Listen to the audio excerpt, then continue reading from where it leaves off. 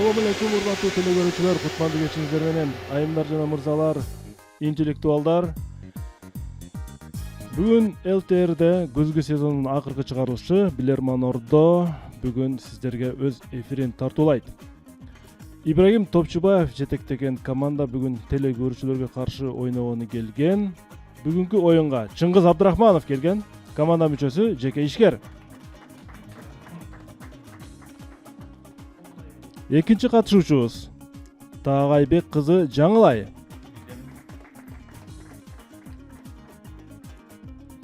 Үчүнчү катышуучубуз Бекчоро Райымкулов. Юридика факультет студенти, 4-чү курста окуйт.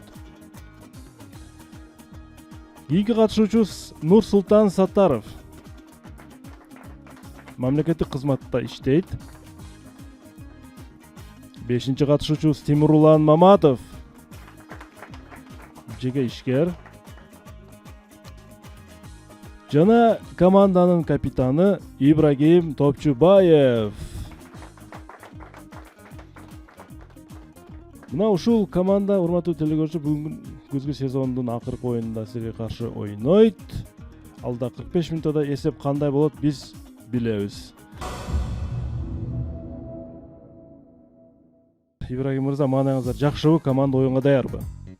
Assalamu alaikum, урматтуу телекөрүүчүлөр, урматтуу билермандар, урматтуу алып баруучу.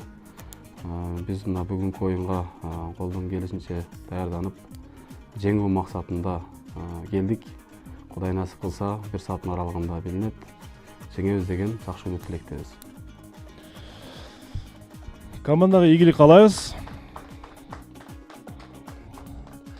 Демек, урматтуу телекөрүүчүлөр, кимде-ким биздин оюнга жаңы кошулган болсо, биздин экрандагы даректерди жазып алууңуздар. Биздин дарегибиз Шарлен көчөсү 330, Билерман Ордо телеоюну деп кат аркылуу почтадан суроо жөнөтсөңүздөр болот. Жана Facebook'та Билерман Ордо баракча жазганда суроо калтырсаңыздар болот. Билерман чекит тиби күчүкчө mail чекит туруп биздин электрондук дарегибиз, жана Instagramда Билерман астыңкы сызыкча Ордо дареги биздин расмий аккаунтубуз болуп эсептелет. Ушул жерге да катталып суроо калтырсаңыздар болот. Ал эми YouTube'да биздин оюндарды көрсөңүздөр болот. Аны үчүн Билерман Ордо деп издесеңиздер деле биздин оюндар чыгат. Биздин өнөктөштөрүбүз менен тааныштыра кетели дагы бул жолу. Адаттагы эле биздин башкы өнөктөшүбүз бул Барбол. Барбол компаниясына бир зарчык билдиребиз. Барбол кондитер фирмасы адал татуу дайыма жаңы гана сиздерге ийгилик каалайт.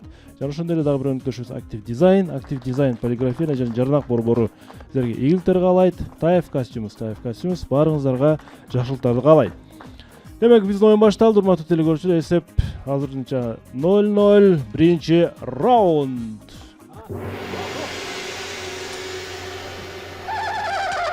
Буга чейинки оюн Калача Сасион командасында өткөн. Калача Сасион 64 эсебинде жеңип премьер лигага чыккан. Андан мурда ойногон Семет Амиралиев дагы премьер лигага чыккан.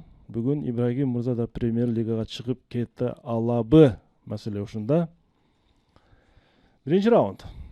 Сиздерге каршы Жамалидин Нурбаев, Араван районунун тургуну суроо жөнөткөн. Швейцариядагы Пишу аттуу капчыгайда мына ушундай каналды курушкан. Бул канал чоң канал. Сүрөттө көрүнүп тургандай, мындай ыкма менен суунун ылдамдыгы азайып, айланып, анан кийин түшөт. Бул чындыгында чоң канал өзү. Көрүп турасыздар, бул жагында бак тарактап турат. Швейцариялыктар бул Альпы тоосундагы көлдөн дарыяга куйган каналдын мындай дизайнда курушунун себеби эмнеде болушу мүмкүн? Эмне үчүн ушундай тегеректеп жай ага турган кылып койгон?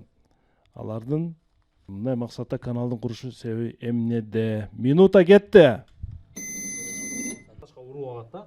Ал сууда Тазалык үчүнбү? Бышат, суу живой болот да.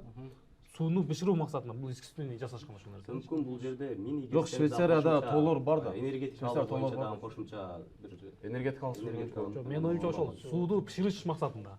Суу канчалык ташка урган сайын, ташка урган сайын суу бышат. Болото муздак эмеспи? эмеспи, балыктар шыр алып кетпесиндер. Жок, андай эмес. Сууду бышыруу максатында. Балыктардын чыгуусуна туура. Балыктардын чыгуусуна булар ыңгайлуу шарт түзүп беришкен. Бул икраларын ташташ үчүн атайын гестердин жанына ушундай немени коюп туруп, балыктар ашып, секирип, бул жака чыгып, икра таштай турган жерине ушул туура деп эсептейм. себеби мен бул маселени бир жерден окугандаймын да. Икра ташташ үчүн дейсиз. Икра ташташ үчүн бул туура. Альпы тоолорунан чыгып атат. Альпы тоолорунан балык чыгабы? Бул атайын гэстердин же суу сактагычтардын жанына курган атайын мунучу. Икра ташташ үчүн секирип өткөнгө ыңгайлуу болуш үчүн. Себеби гэстерде билебиз, же болбосо суу сактагычтарда бийик жерден түшкөндө бул балыктар бийик жерге секирип чыга албайт. Андан башкадан кантсе вариант бар? Менин вариантым сууну бышыруу максаты. Эгерде бул жерде суу бышыруу болсо, бул жерде чекелер дагы ага айткандай мындай балыр болуп кичине болуп калыптыр да. Эгерде суу тез акканда андай көрүнүш болбосо керек. Ибрагим мырза, убакыт аяктады, ким жооп берет? Саттар Нурсултан жооп берет бул. Ибрагим. Саттар Нурсултан мырза. Нурсултан Саттаров. Урматтуу алып баруучу, бул көрүп турган сүрөттү биз так суроодо айтылган жок, бирок биз ойлойбуз. Бул жерде атайын суу сактагычтар же болбосо гэстер же болбосо дагы бир башка бийик жердеги сууларга атайын балыктардын икра таштап андан ары көбөйүүсүнө шарт түзүү максатында курулган деп эсептейбиз. Эсеп 1-0. Жооп туура. Команда өзүнүн эсебине бир упайды ачты. Жана биз азыр болсо оюнду кайрадан улантабыз. Экинчи раундга старт беребиз. Экинчи раунд. Нурсултан мырза, 8 жылдан бери кайра келдим деп атасыз. Кайсы жактарда эмне иштеп жүрсүңүз? Кача маалымат айтып кетели. Ош шаарында болгондугуна байланыштуу биринчи командаларга жүрүп, бул жакта ойноп жүргөнбүз. Өзүбүздүн жеке жумуштарга байланыштуу учурдагы мамлекеттик кызматка байланыштуу биз Бишкек шаарында иштеп атабыз. Ошон үчүн бул жакта бир аз убактыбыз чектелүү экен. Бир аз командадан алыстап калдык.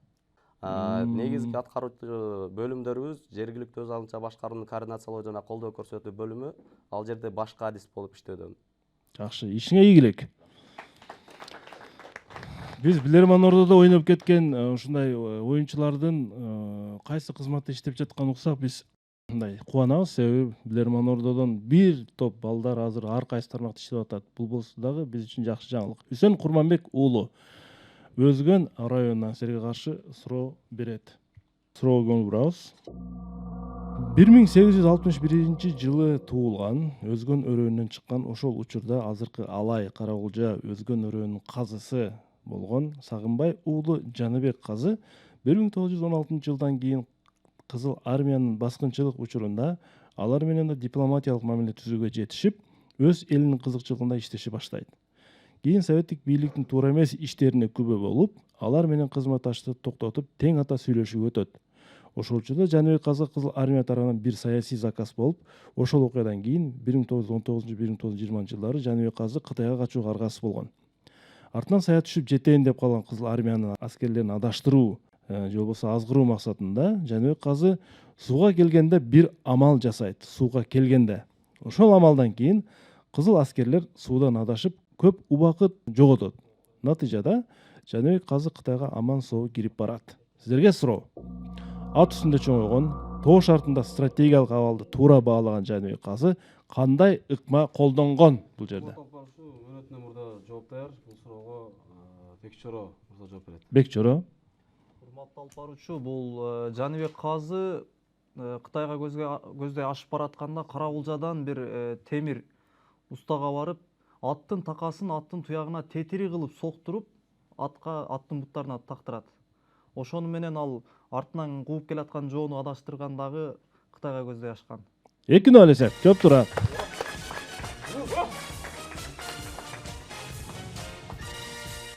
Üçüncü raundga старт беребиз. Üçüncü раунд.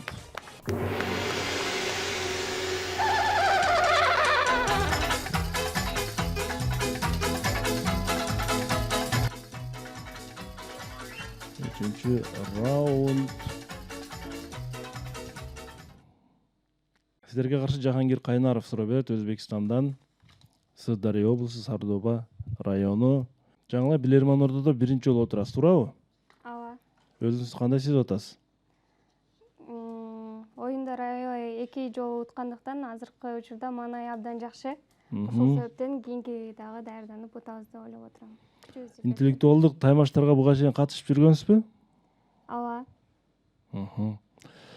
Биз ойлойбуз, сиз Билерман Ордо клубунун активдүү мүчөсү болуп кала берет деп ишенебиз. Сизге ийгилик каалайбыз. Суроо.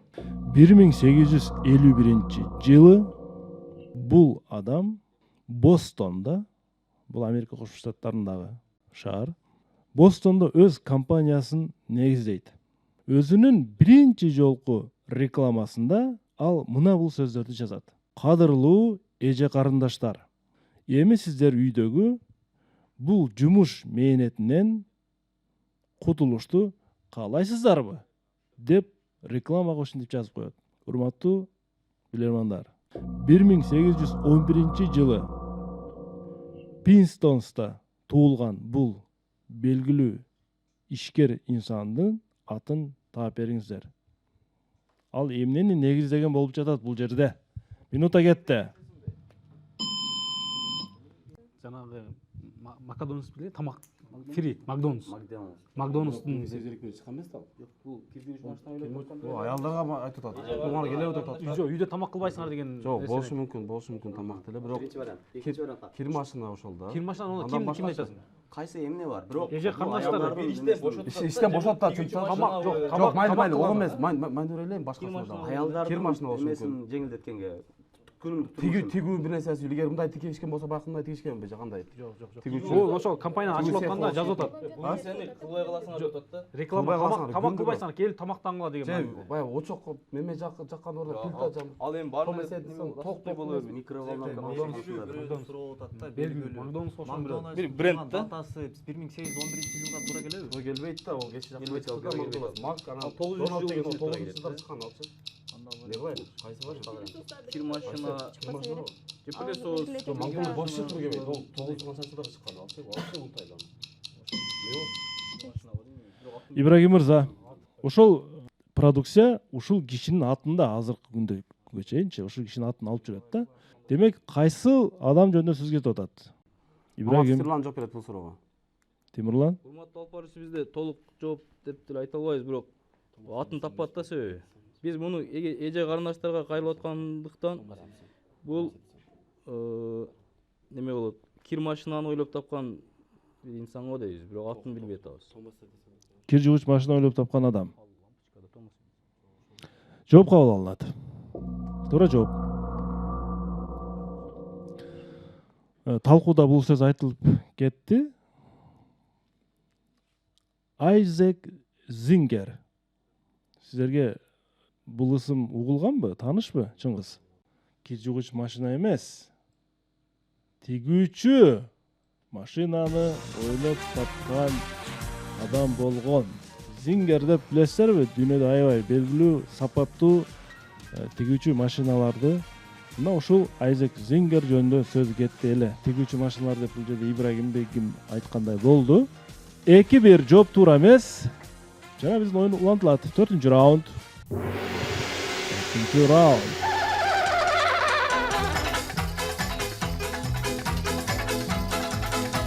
Жугуч машина 1851-жылы чыккан эмес. Тимурлан. Жугуч машина андан кийинирээк чыккан. Мен деле ойго келди өзү, анда чыкты. Бирок Иә. ал жерде кичине логикага туура келбей калды, буга үчүн айтпай койдук, кубаттабай койдук да. Ал убакта кир жуу көп деле көйгөй жараткан эмес, тигүүчүлүк боюнча.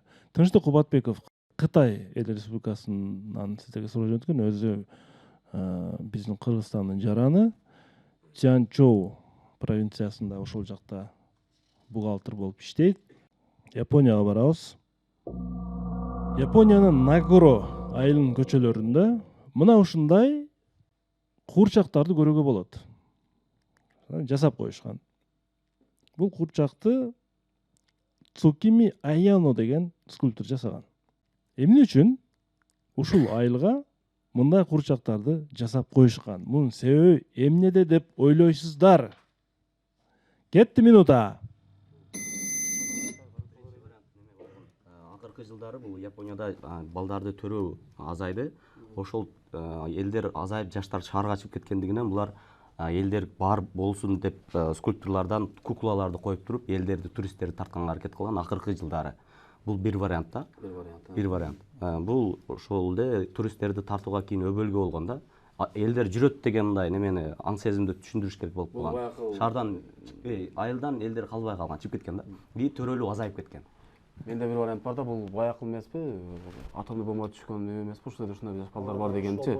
Ошо болушу деле ыктымалы бар. Айыл деди да, шаар бирок ошол урматына койгон эстелик болушу ыктымалчылыгы деп да. Бирок бул айылда атат да, ал жерде үйлөр турат андырактачы. Хиросима жана Нагасакиде алар бирок шаар. Бирок ал шаар. Алар шаар бирок. Ошонун айылчасы деп атпаймы бир? Бир чети бул жерде дагы бир вариант жаш балдарды эмгекчилдикке үйрөтүү дагы бир немесин карап көрсөтүп атат элесин. Табият менен Сен көчөгө чыгаруу боюнча азыр телефон кирип кетти. Жок, ал убакта жок. Качып ойногула деген максатта. ошол Бул бирок жылы бир аз эскирээк болуп ата-энелер атат. менен балдардын ортосунда байланышты түзүү максатында Бул телефонго байланыш эмеспи? Телефонду сыртта ойногула деп атат. Жаш балдарды деп атат да бул жерде. жаш балдардын Телефонду үйдө ойной бербей, сыртка чыгып ойногула ата-эне менен баланын ортосунда мамилени бекемдөө максатында орнотулган нерсе болушу мүмкүн. Бир чети көрүнүп турганда эмгекчиликке тарбиялоо боюнча именно баягы айлана чөйрөнү тазалоо, экологияга аяр мамиле жасоо. Жаш балдар самокатта, велосипедде болуп атат да. Балдарды үйдө отурбай сыртка чыгарып ойноп, ата-энеси менен болгон мамилени бекемдөө болуп атат. Ошо экөөнү коштуруп жооп берели. Ол жерде балдар өздөрү самокат менен ойноп атат. Ибрагим. Ким жооп берет? Чыңгыз Абдрахманов жооп берет бул. Чыңгыз Абдрахманов. Саттаров Нурсултан тарабынан чыкты. Бул аймакта балдардын саны, төрөлүү саны азайып кеткен байланыштуу.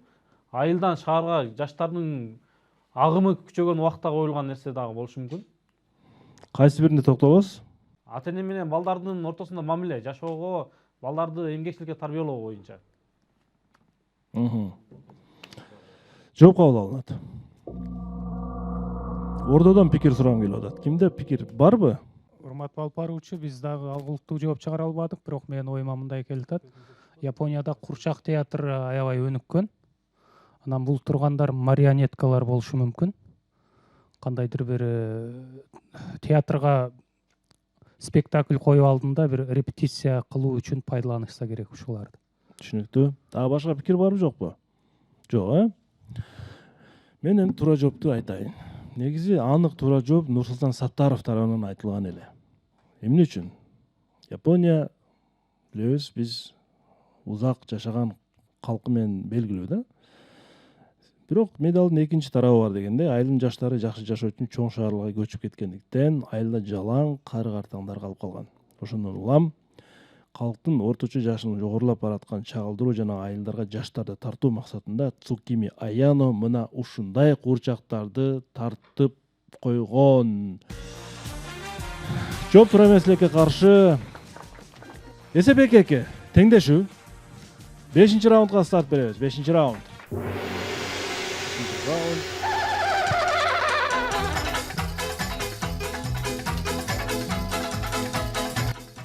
Бекчоро.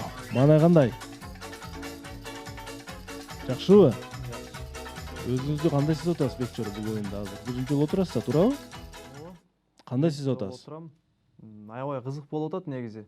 Башында 2 упай алганда жеңип баратканыбыздан кийин кайра артыбыздан телекөрүүчүлөр 2 упай алып теңдешкенде аябай кумар кармап турат азыр оюнга болгон. Аябай кызыгуун күчөп турат. Жакшы. Окунуп бүткөндөн кийин жеке компания ачасызбы же мамлекеттик юридикалык кызмат иштейсизби? Кандай пландар? Негизи экөө тең каралган менин планымда. Биринчи өзүмчө жеке компания ачып, андан соң мамлекеттик кызматка киришем. Ишиңизге, окууңузга ийгилик. Нурбек Станбеков Ала Буга районунан силерге каршы суроо берет. Экинчи дүйнөлүк согуштагы бир предметке байланыштуу суроо. Экранды караңыздар. Урматтуу билермандар. Бул нерсе Экинчи дүйнөлүк согуш учурунда немец аскерлери тарабынан жасалган. Азыркы учурда Германиянын бир шаарында ушунун музейи дагы бар. Же болбосо ошол музейде ушул предмет турат. Бул эмне болушу мүмкүн? Кетти минута. СССРдин патрону болушу мүмкүн. Же свисток. Жок, свисток эмес. СССРдин патрону турат деди. Азыркы учурда Германияда турат деди. Бул СССРдин ошол убактагы орустардын продукциясы, орустар чыгарган патрон. Немистер продукциясы деди. Ошол согушталар ушундай качественный куралды колдонгон деген максат айтышы мүмкүн. Бул патрон. Сөздөр не бул өзүнө? Ушунун немеси бар деп атат. Бул снайпердин немесиби? Снайпердин музейиби? Генералдарды жок кылганбы же Гитлерди жок кылган окпу кандай? Жок, Гитлер өрттөн өлгөн. Талисман. Талисман катарыбы? Колдонушу мүмкүн. Бирок талисман азыр музей болуп турат дейсизби? Астында тешиги турбайбы? Ошол бир эмени аткан патрон болушу мүмкүн да? Патрон Генералды аткан патрон. Жок, бодон кача элем. бир газ аркылуу Жок, анткени бул аркасына талисман катары тешип туруп баягы тагып аткан эмени орнотуп тур да бул жагачы. Жок, бул музей. Жок, бунун ичинде бул маалымат каткан болушу мүмкүн. Баягы ал убакта тынчылар болгон да. Тынчылар ошонун ичин ал убакта ок да көп болгон. Ошонун ичине маалыматтар салып туруп келишкен да. Жанына карап ошон белги. Ал ачылган, ичине анын ичине деген маалымат салынган. Атайын кызмат. Атайын кагаздарды, карта болушу мүмкүн, башка жер объект болушу мүмкүн да, ошол нерсенин ичине салып Бул каткан. предмет не дегенде ошондо не деп? Ошон үчүн колдонулган предмет. Бул атайын шифровка кылганга Талисман катары тагынып алган, аны эч ким мындай күмөн санаган эмес да. Муну кантип маалымат жеткирген? Ичине Ошон салып алып келген, алып өткөн да, чегарадан алып өткөн балким. Жолдон башка вариант жокпу азыр? Колго түшүп калган болушу мүмкүн. вариант ошол болуп атат. Шифровка кылып атайын жашыруун кылып алып өткөнгө мүмкүнчүлүк алып өткөн. Муну анттым го. Ибрагим мырза ким жооп берет? Чыңгыз Абдрахманов. Чыңгыз Абдрахманов. Урматтуу алып баруучу, кызык жагдай болуп атат. Бул негизи патрон. Талисман катардан убагында биз да кыялданганбыз армияга барабыз деп. Жаш кезибизде мен да мындай жасагам. Бул патронду маалымат катуу үчүн колдонушкан. Тыңчылар колдонушу мүмкүн. Анткени жанынан муну атайын кыркып жасаптыр, үстүнөн талисман катары да колдоно турган кылган. Анын ичине маалымат катып алып өтүшкөн. Тыңчылар балким колго түшүп калган тагдырда да эч ким андан күмөн санаган эмес. Мамлекеттин бир жашыруун сырын катуу алып өткөн бир талисман катары колдонушкан. Жооп кабыл алынат. Туура жооп. Бул тутандыргыч катары колдонушкан, муну урматтуулар. Зажигалка дейбиз, зажигалка. 6-чы раундга старт беребиз. 6-чы раунд. 6-чы раунд. Группалда чыгып кетти. Чандаңыздар. Бүгүн премьер лига команда чыгып кетиш керек. Андан кийин биз кышкы серияларды баштайбыз. Күзгү сезондо тилекке каршы финалдык оюнда эч бир команда ойной албайт. Мирлан Абдыразаков Ак Сарай силерге каршы суроо берет. Кадимки гипсти алып жаткан, кыркып жаткан бир процесс, учур. Кудай сактасын, бирок колун же бутун гипстеткен бирөө жарым болгонбу командада, Ибрагим? Тимурлан, Чыңгыз. Көрүп турган бул ара атайын гипсти арылоочу ара, урматтуулар. Медиктер гипсти арылаганда ушинтип араны колдонушат. Бирок суроо жарылат. Гипсти арылап жатканда адамдын денесин кесип албайбы деген ой келет да. Ушуну чечмелейбиз. Убакыт кетти. Эмне үчүн? Эттим онда өкүлүп эле коет да, бул кесип кетпейт. Жөн өкүлүп коет. Ара болуп. Жооп барбы? Кимде жооп бар?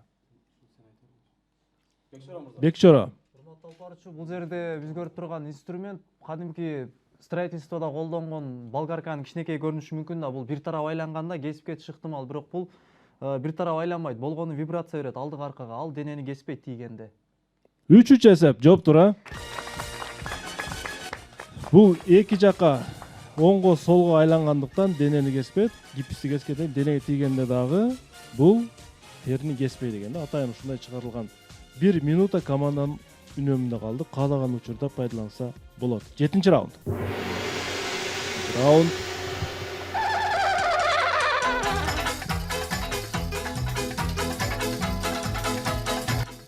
Декабрдагы Билерман квизге 10 чакты команда катталып калды. Дагы 3 командага орун бар. Айбери Жаныбекова Кара Балта шаарына силерге каршы суроо берет. Суроо. Түрк жазуучусу Орхан Памук Стамбул город воспоминаний деген китебинде өзүнүн бала чагын эскерет. Анда ал айтат: "Менден 2 жаш улуу агам мектепке 1-класска барганда биринчи мугалими тууралуу аябай сыймыктануу менен көп айтчу. аны угуп менин биринчи мугалимим кандай болор экен деп ойлочумун дейт. Бирок мен биринчи класска барганда менин биринчи мугалимим мен ойлогондон башкача болуп чыгып калды. Себеби мен башкача элестеткен болчумун биринчи мугалимди дейт. Орханды Памук эмне үчүн анын күткөн биринчи мугалими ал ойлогондой болбой калганын сиздер таап бериңиздер. Кетти минута. Ал кандай элестеткен эле биринчи мугалимди? Бардыгы эле окуп келгенде ал мугалим бирдей эле, бирок бүтүп кеткенден кийин сөзсүз түрдө жакшы нерсени айтып кетет. Жакшы нерселерди эстеп гана калат деген жарый бар да. Бул жерде эмне болуп атат? Агасына бир жакшы мугалим болгон, мактаган, бирок окуучу өзү барса бөлөк эле мугалим болгондо, мындайча айтканда, Мугалим аял киши эркек кишиден да болушу мүмкүн да. Ал аял кишини элестеткен, ал түрктөрдө эркек киши биринчи мугалим болуп калышы мүмкүн да. Ошол дагы андан башка дагы кайсы бар анан? мен ошону Акеси аял киши мугалимди мактай берсе. Макта эжекебизде мактаган, агай болуп калган да. Келсе Ибрайым чыгып атса деп. ошол Бир четте жанагы психологияда деле ошондой да. Бардык эле окуучу же болбосо студент окуп кетет, бирок жакшы нерселерди кийинкилерге ушундай болчу деп айтат да. Бул да жакшы барат, бирок бул алиги эмеге жатпай калды. Жок, эми бул просто Аргумент менен келтирсең, күткөн нерсе болбой калды да бул. Жаш бала да. Жок, андан башка дагы эмне болушу мүмкүн? Биринчи мугалим нерсе болушу мүмкүн. Мисалы суу азыртышы мүмкүн, же бир нерсе берген, тамак ушундай бир чоң же кичине. Буга токтоо берели. Жаңылай жок бере. Түшүндүң, а? Аял кишини элестеткен эркек киши кылат. Ибрагим мырза, ким жооп берет? Ибрагим, Бул суроого Жаңылай айым жооп берет. Жаңылай. Менин биринчи мугалимим деген сөздө да маселечи. Ал мектепке барганда анын биринчи агасынын мугалими аял киши болгон. Ал эми бул иниси барганда ал инисине эркек мугалим туш келген деген бизден жооп чыкты. Жооп кабыл алынат. Мен туура жоопту айтам. Орхан өзүнүн агасынын менин мугалимим деген сөзүн угуп, биринчи мугалим ар бир окуучунун жеке өзүнүкү болот деп ойлогон. Мындай жагында мага бир мугалим өзүнчө, Ибрагимге бир мугалим өзүнчө, Тимурланга бир мугалим өзүнчө болот деп кыялданып жүргөн бул. Мектепке барып караса, бир мугалим 30 окуучуга мугалим кылып жатканын көрүп калат. Бардыгына бир эле мугалим турбайбы? Мен жеке өзүмө бир мугалим болот деп ойлоп жүрүпмүн деп ал ушундай кыялы ишке ашпай калган экен. Урматтуу билермандар, 4-3 эсеп. 4-3. Келгөчөр дагы бир упай алдыга чыгып кетти бул жерде. Менин биринчи мугалимим. Оюнлантылат 8-чи раунд. 8-чи раунд. Менин биринчи мугалимим. Нурсултан, билермандорго биринчи жолу канчанчы жыл келгенсиз? Биринчи жолу эстесем биз биринчи Семетай Амралиев командасы менен келгенбиз. Ошол мезгилде түзүлүп 2014 болушу мүмкүн. Эстей албай атам так. 2014. Мерим Тыныбек кызы силерге каршы суроо берет. Аксы район деп жазылып калыптыр. Негизи Базар Коргондон биз адашып жазып алыппыз. Мерим Тыныбек кызы. 2014 жылы биринчи жолу келген болсоңуз, 2024 10 жыл. Ошондо сиз 2 эле жыл ойноп калган болосузбу, Мен так эстей албай атам жылын. Азыр Ибрагим мырза 2012 келгенбиз дейт. Биз чогуу келгенбиз баарыбыз. Ошондо болуш керек. Суроо. Азыркы күндө Японияда Тебура деген кызмат аэропорттордо колдонулат экен. Тебура. Ал жерде бул кызмат чемодандарын үйүнө жеткирип берүү кызматы болуп саналат экен. Тебура бул япон сөзү болуп жатат. Ушул кызматтын аты бизче которсо ушундай бир маани берет экен. Демек, ошондо кызматтын жасаган ишине карап коюлган ат бизче кыргызча эмнени түшүндүрүшү мүмкүн? Мунун кызматын айттым, чемодандарды үйүнө жеткирип берүү кызмат. Бизче кандай маанини түшүндүрөт анда бул? Тебура. Кетти минута. Англисчеси Bellboy болот да туурабы? Ошолдон келген эмеспи балким? Кыргызча Бой эмне деп түшүнөт? ичинде мындай жүк ташуучу бала дегендей, жардамчы бала. Кыргызчасы бизде кандай неме кызыктай неме бар ушундай жеткире турган. Одан башкача аэропортто мисалы эстечи примерно кайсы баягы жүктү неме кылып кое турган. Аэропорттун өзүнүн службасы бар, жеткирүү деген. Ал аэропорт ичинде иш кыла турган немелер да. Япония мамлекетине кайрыла. Эмне болушун? Чемоданды көрүп басым жасап атат да. Чемоданды жеткирип берүүчү деген болот. Бир буюмду жеткирип берүүчү, мүмкүн баягы голово десе тамак жеткирип берүүчүнү түшүнөбүз да, мисалы. Ошол сыяктуу бир баягы предметке байланыштуу да болуп атат да, чемоданды депчи. Иш кылган ишине байланыштуу. Азыр именно тепуранын кыргызча маанисин айтып сурап атат. Эмне болушу мүмкүн примерно азыр? Жеткирүүчү, жардам берүүчү, кандай? Кыргызча болгондо жүк ташуучу. Жүк ташуучу. Жок, одан эмес. Жүк ташуучу дагы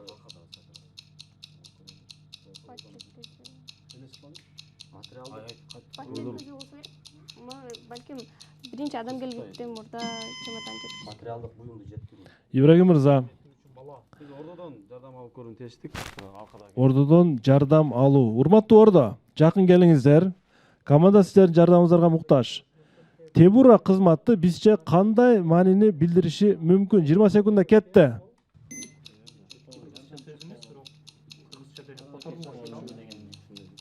Жардамчы. Жардамчы.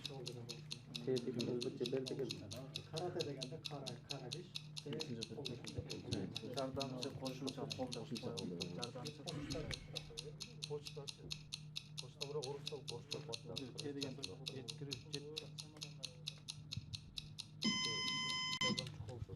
Ибрагим, Бул суроого Маматов Тимурлан мырза. Тимурлан Маматов. Биз ордодон жакшы жардам алдык. Ордодон бул тебура сөзүнүн алгачкы те деген өзүнчө сөз экен бул. Кол деген болуп которулат дейт. Эгер бурасын которо албадык, бирок чемодандар үйүнө жеткирип берген ишин эске алуу менен бул жардамчы кол, кошумча кол, жеткирүүчү кол деген мааниде которулуп калса керек. Мен туура жоопту айтам. Демек, тебура деген сөз бизче бош кол, куру кол же бош кол дегенди билдирет экен. Жеткирүүчү кол деп атасыз сиз? Жардамчы кол, жеткирүүчү кол, бош. Бул жерде айтып атат, бош кол дегенди билдирет экен. Биздин вариант туурабы дейм. Жок, биз бул маселени магистрлерге коебуз, себеби мындай талаш учурларды магистрлер менен бирге чечебиз. Семетей мырза, Сагын мырза. Балким телекөрүүчүлөргө жакпастыр бул пикир, бирок мен ордону сыйлап айтайын деп атам. Команданын премьер лигага чыгып жаткандыгын эске алып туруп, бул суроону туура деп тапсак. Болот деп ойлойсуз. Ооба. Сагын мырза. Биз азыркы биздин командадан так жооп чыкты. Айбек мырзадан мен да колдодум. Ошондуктан биз ойлонуп, жетип өлчөп, албетте адамдын бошу мындай мүмкүнчүлүгү болсо, аэропорт болсо, албетте жеткирүү кызматы катары ал элдердин мүмкүнчүлүгүнө жараша албетте алар ишенимдүү жеткизип бериш керек. Эми кол деген сөз албетте бул так 100% табыш кыйыныраак, бирок кол деген тапканга аракет кылдык. Командада ошону айтты. Анан негизи эми жардамчы кол, ишенимдүү кол же бош кол, албетте эми ошол бул жерде кол деген мааниге синонимдик мааниси жакыныраак болгон үчүн командага буйруса мындай ыйгарып турсак болот. Премьер лига команда чемпионшипин ийгилик. Рахмат. Магистрлердин пикирин эске алуу менен 4-4 эсебин беребиз. Теңдешүү кайрадан 9-раунд. 9-раундда старт беребиз.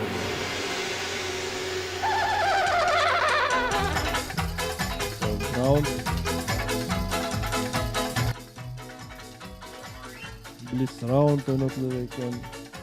Дагы. Актив дизайн суроосу турат.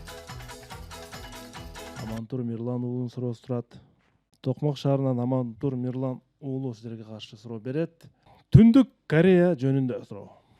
Түндүк Корея жабык өлкө катары бизге белгилүү, көп нерсесин ачык чыгара бербейт. Түндүк Кореянын өкмөтү мезгил менен кайсы бир айыл кыштактагы элди башка бош турган айылдарга көчүрүп, мажбур түрдө көчүрүп барат экен. Мезгил менен. Себеби алар элдин жакшы жана бактылуу жашап жаткандыгын далилдеш үчүн. Силерге суроо. Түндүк Кореянын өкмөтү эмне үчүн мажбурлап башка айылдагы элди башка бош айылдарга көчүрүп алып барып жашатып турат?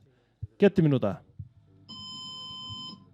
Кытайдын аймагына жакын жерлердегилерде мезгилине жараша баягы тоолор ачылып турушу мүмкүн, кар жаашы мүмкүн. Кар жааганда естественно өтпөйт, аны жылдырбай жаз болуп турган жердеги айылдарды кышкы боло турган ички эме Кореяны алып барып. Бул жерде бактылуу жашаган болуп атпайбы? Может, мировой СМИни алдаш үчүн ушундай видео тасма тартып, мындай бөлөк айыл, бул бөлөк айыл деп тартыш үчүн. Бул суроо мен болду да, баягы кыштакта атпайбы? Кыштакта кийинки бир кошулган баягы. Азыр билесиңер, Кореяда көптөгөн домдор бар, бул адам жашабайт да.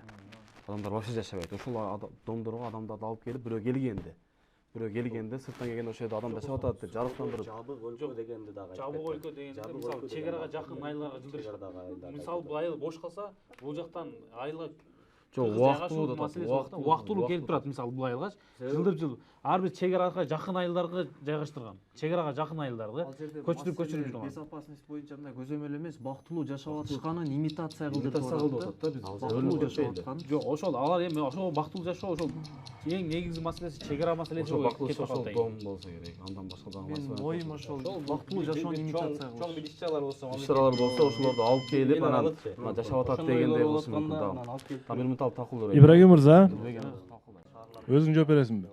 Өзүм жооп берип көрөйүн.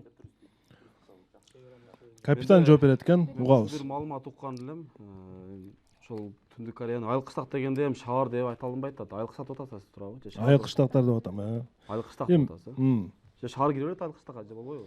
Билбейм, шаар киреби кирбейби айыл кыштакка. Ошо айыл кыштак деген. Айта бериңизчи жоопту. Эми менде бир ой болду. Ошол көп мамлекеттер Түндүк Кореянын ошо борборлорунда көп үйлөрдө үй кароосуз калган деп угам. Анан биздин вариантым. Ошол кароосуз калган үйлөргө бирөөлөр келгенде, туристтер келгенде жерге жашатып, ошол жерде ушундай түштү жашап атабыз биз дегенди билдире турган маанини алып келишин ошол жерге көчүрүшү мүмкүн. Түшүнүктүү. Делегация ошол мамлекет башчысынын алып барган жерине гана бара алат да, Ибрагим мырза. Алар өз алдынча могу айыл кыштакка барып кирейинчи дей албайт. Президент каяка барса ошол жака барат. Макул, мен жоопту кабыл алдым. Маселе кайсы бир делегаттын келишинде эмес. Маселе спутник аркылуу тартылып алган кадрлар жөнүндө. Чет элдик спутниктер Түндүк Кореяны аябай мындай изилдешет да космостон. Ошондо изилдөөдө бош айыл кыштактар түшүп калбашы үчүн алар мезгил менен башка айылдагы элдерди бош айылдарга көчүрүп турат экен. Себеби спутник тартканда ошол айылда элдер жашап жаткандыгын, лампалар күйүп, светтер күйүп тургандыгын спутниктер тартып алат экен дагы. Түндүк Кореяда могу жактарда элдер жашайт экен, бул жакта элдер жашайт экен деп атайын жасалган бир манипуляция дебизби, бир маскировка дебизби, Түндүк Корея өкмөтүнүн ушундай бир атайын жасалган бир саясат экен бул. Сиздер бир аз тайып кеттиңер. 5-4 бир аз кооптуу абал. 5 деген көрсөткүч, себеби 6да кайсы тарап 6 болсо ушул тарап жеңет да. 10-чу раундга саптайбыз. 10-чу раунд.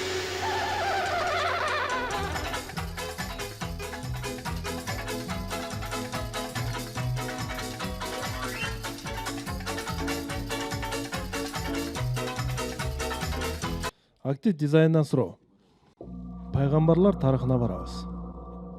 Юсуф алейхиссалам жөнүндө суроо. Баарыбызга маалым болгондой, Юсуф алейхиссалам өтө сулуу болгон, сымбаттуу болгон. Анын сулуулугун көрүү үчүн келген мисирлик аялдардын, Египеттик, Мисир деп Европа Египет дейт, мусулмандар Мисир деп айтат. Мисирлик аялдардын өзүн жоготуп, мындайча айтканда, колдорун бычак менен кесип алган окуясы баарыбызга маалым. пияз туурап аткан болобу же эмне туурап аткан болот, айтор анын сулуун көрүп өзүн жоготуп колдорун кесип алган. Алардын Юсуф алейхисаламды өз көздөрү менен көрүүгө ашык болгонунун түпкү себеби эмнеде? Мөөнөттөн мурда жооп даяр. Жооп кимде бар? Маматов Тимурлан мырза. Тимурлан. Урматтуу алып баруучу, Юсуф алейхисалам тарыхын окуганыбызда бул жерде мындай болгон да. Зулайха энебиз башка мысырлык, башка чиновниктердин аялдары Зулайха өзүнүн кулу менен ойноштук кылып кетти деп бир ыплас сөздөр чыгарып жүргенде, сүйүп калыптыр дегендейчи. Ошолорду Юсуфту көрсөңөр силер деле сүйүп калмаксыңар дегенде мен далилдеш үчүн атанын үйүнө конокко чакырып, колдоруна курч бычактан берип, мөмө жемишти карматып туруп, анан Юсуф алейхисаламды мындай чай алып кирдирет да ортодончу.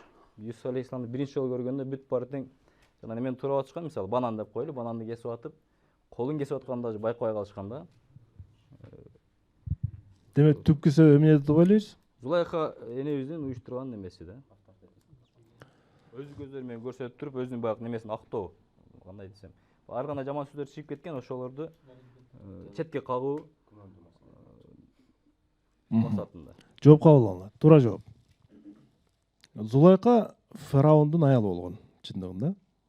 Зулайка да чындыгында аябай сулуу аял болгон. Египеттин эң сулуу аялдарынын бири болгон Зулайка. Элдердин айрыкча аялдардын арасында чиновниктер дейм, чиновник дегенде феодалдардын дейбизби? Феодалдардын аялдардын арасында ушундай сөз жүргөн. Зулайка ашык болуп калган Юсуф кандай болуш керек? Кандай экен бул? Деген сөз жүрүп кеткен да. Ошондой сөздү Тимурлан айткан ушакта кошо жүргөн. Ошону далилдөө максатында Зулайка бүт ошол байлардын аялдарын чакырган. Чакырып, даярданып туруп азыр Юсуф кирет, көрөсүңөр деген да. Ошону аялдардын ичинде мындай бир ой болгон да, кандай адам болду экен бул Юсуф депчи. Ошондо Юсуф алейхисаламды ортодон бастырат атайын. Ошондо аялдар чындыгында Юсуф алейхисаламдын сулуулугун көрүп, колдорун кесип салганда билген эмес. Ошондой сөздөргө чекит коюу үчүн Зулайха мына ушул иш-чараны уюштурган. Жооп негизинен туура. 5-5. 5-5. Эми мынакей чечүүчү 11-раундга келдик. Чечүүчү 11-раунд. Чечүүчү раундда Блиц раунд ойнотулат.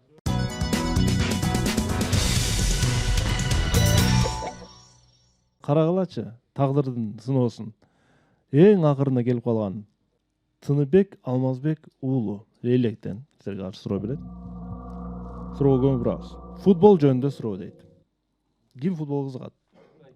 Кызыккандар барбы?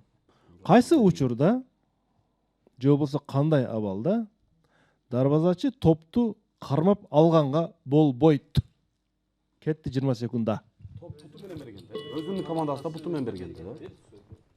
Дем ошол деген вариант, башка вариант барбы? Бары талкуулай берели. Ошол да, правила боюнча бизде если вратарьский өзүнүн командасы топту берген болсо, Ошол жерде неме болот. Андан башка дагы баш менен топ берсе, болуп неме кармай берет. Анан ошол да.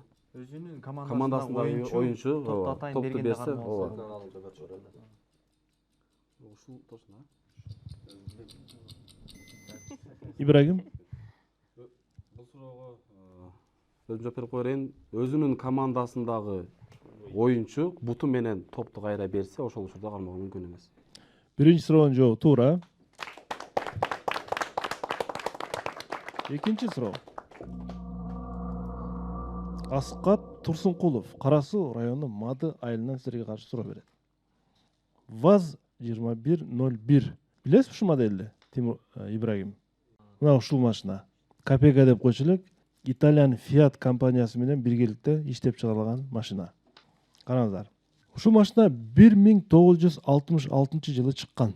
СССРде ВАЗ, ГАЗ, КАМАЗ деген дагы башка автоунаа чыгаруучу заводдор болгон.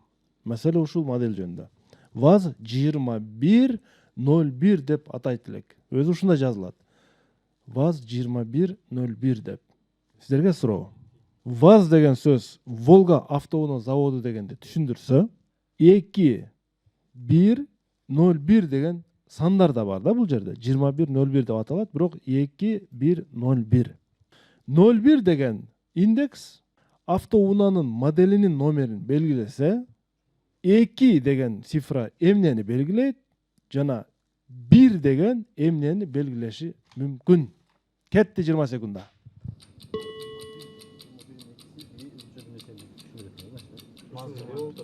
Мамлекеттин баягы эмеси эмеспи? Россия СССР менен СССР бир Италия менен кошмо деп атпайбы? Фиат менен чогуу деп атат. 2 дегендиги 2 мамлекет бир машина чыгарган деген маани. ошондой 2 мамлекет анан бир машина чыгарды дегендей. Ондан башка кайсы бар эми? Toyota'ларды эле алсак, баягы поколение жыл сайын мисалы 21-жылы чыкканбы? Жок, чыккан 21де көп да 21 01 06 03 бар. Ибрагим. 21.03, 21.04, 21.05, 21.06, 21.07 деп кете берет булчу. Мен силерге 01 деп бул модели, биринчи чыккан модель катары 01'de айтып өттүм. Эми 1 деген эмнени түшүндүрөт? Жана 2, биринчи 2, анан 1, анан 01 турат да. Ибрагим. Бул суроого жакшы салгылыктуу жооп чыкпады, эми бирок ошол чыккан жоопду айтып көрөйүн. Тапсаңар болот, силер машина менен жүрөсүңөр, Ибрагим. Бул оюмча ошол 2 мамлекет биригип бир машина чыгарды дегенди билдирсек деп ойлодук. Жооп кабыл алынат. Туура жооп. 1 дегени бул биринчи жеңил унаа. Кантип муну сиздер билбей калдыңыздар? Машинанын кыймылдаткычынын күчү 2. 1 бул биринчи жеңил унаа Советтер Союзунан чыккан. Өтө өкүнүчтүү. Ибрагим мырза акыркы раундга келип, Блицтин экинчи суроосуна жооп бере албай калдыңыздар. Oyun чындыгын өзгөчө болду. Айрыкча бүгүн мына Бекчоро мырза жаңы келди, бирок өзгөчө оюн көрсөттү. 2 упай, 2 суроого так жооп берди. Мурунку оюнчубуз мына келгени бизге кубандырат. Мамлекет жана муниципалдык кызматкер болуп Нурсултан инебиз өтө жакшы. Бул жаңы оюнчу карындаштар аракет кылды, бирок бирдиктүү дагы даярдык керек. Ошондо команда 1-2 раундтарды, 1-2 упайларды алдырып жиберди. Команда байкаса керек, эгерде колдонгондо утмак. Бүгүнкү оюнда ушул Бекчоро менен Нурсултан мырза активдүү, мыкты оюн курду десек жаңылышпайбыз. Рахмат. Рахмат. Семете? Оюнда Нурсултан мырзанын ойногону мага өзгөчө жакты. Формасында экен. Мындан 8 жыл мурда ойногондой эле жакшы ойно берди. Ушул команданы Ибрагим сактап калышына мен тилектешмин. Мыкты оюнчуларды кошуптур командасына, кийинки оюндарына ийгиликтер каалайм. Рахмат. Ибрагим мырза, сизге 2 сөз. Бизде өз дайым эле ушундай туура варианттар чыгат, кээде мүмкүн менин кемчилигим менен туура жоопко басым жасалбай калат көпчүлүк учурда. Анда таанылам. Ошол эми ниетибиз жакшы болчу, бирок тилек каршы утулуп калдык. Анда биз оюндун соңун адаттагыдай эле шириндиктер менен жыйынтыктайбыз. Сиздердин назарыңыздарга бар болдун шириндиктер тосуп алыңыздар. Торт жана токоштор, татуу токоштор сиздер үчүн. Бүгүн бардык эле оюнчулар активдүү катышканга аракет кылышты бул оюнда. Раундда Блиц 3 суроо берилет да, таппай калышы толук мүмкүн 3 суроонучу. Көзгү сериялардын акыркы оюну мына ушул болду. Барыңыздарга чоң рахмат. Билеги күчтүү биди жыгат, билими күчтүү миңди жыгат. Көрүшкөнчө, ассаламу алейкум. Аман болуңуздар.